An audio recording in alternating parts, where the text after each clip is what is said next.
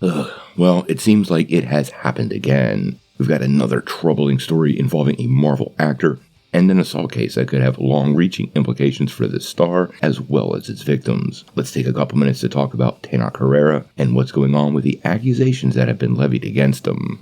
Well, there's no real easy way to follow this, guys, but we've got a new story involving a Marvel actor and accusations of assault. These are even more serious than what was levied against Jonathan Majors. Although there's no legal process involved yet, that doesn't mean it won't happen sometime soon. Now, what's going on is multiple Spanish sites have been reporting that Tenoch Huerta, who, if you remember, was the Submariner in last year's Wakanda Forever, has been accused of sexual assault by a saxophonist down in Mexico. Now, the woman's name is Maria Elena Rios, and she labeled him a sexual predator in a series of tweets last night. Now, this is a series of tweets. It's not an announcement by law enforcement. He hasn't been arrested, and this case hasn't moved any farther than the accusation stage. So we want to be really clear about this while taking the accusation seriously, but treating Huerta as innocent until proven guilty. Now, this all started over a podcast, the Ponder Prieto Collective, where Rios initially called them out for publishing a podcast episode that she did not consent to be released and haven't paid her for. Now, Huerta has close ties with this organization.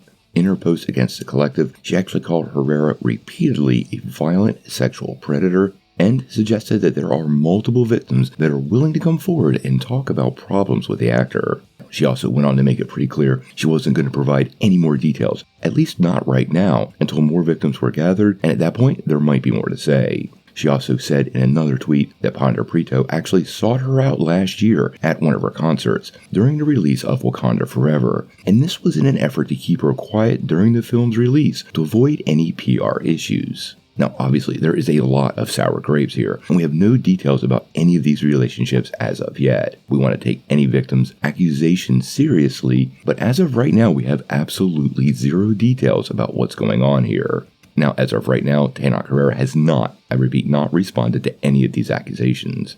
Now, the podcast did respond, suggesting they didn't pay her because they didn't publish it. It was published by somebody else, and there was no obligation to pay her because of that. Now, whether these accusations get legs legally, well, that's the big question, and ultimately what I think Marvel will use to potentially deal with the situation. Should the star be charged or worse convicted, he absolutely will be done with the MCU. But we should look pretty closely to what's going on with Jonathan Majors to see what the path moving forward is. It's very clear that Marvel Studios is waiting for the legal process to work out, and what the ultimate fate of Majors and Huerta is, I think is highly dependent on that. The snafu here, truthfully, is the fact that Rios claims she has multiple other victims that say Huerta assaulted them, which, like Majors, could weigh heavily in Marvel's decision on what to do. This is going to take a few months for all the details to pan out, and obviously we need to know the truth of what went on before Marvel and Disney can make any decision. If this means Namor is recast for the future of the MCU, or if Huerta continues to play the role, well, we're going to have to wait and see.